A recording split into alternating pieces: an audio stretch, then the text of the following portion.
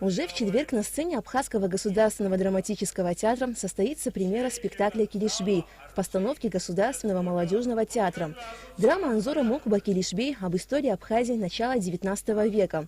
Владетельный князь Килишбей Чачба отличался умом и решительностью.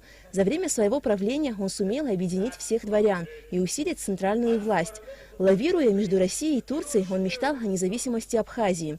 Драма «Килишбей» и сегодня актуальна, так как события тех времен перекликаются с современностью. Сегодняшняя ситуация и тогдашняя ситуация на самом деле как будто это как бумеранг, одно и то же, просто разные времена. И мы решили на самом деле, как зеркало, чтобы наше общество могло посмотреть, и каково наше будущее может быть, посмотрев на этот спектакль, может мы одумаемся и правильный путь изберем. Постановка исторической драмы «Килишбей» режиссера Шалвы Гисба пройдет в 2 актах. В спектакле задействованы молодые абхазские актеры. Роль главного героя Килишбея Чачба исполняет актер Аслан Анкваб. По словам режиссера Шалвы Гисба, проблем с выбором актерского состава не было. Ты уверен, что эти люди поднимут такую проблему?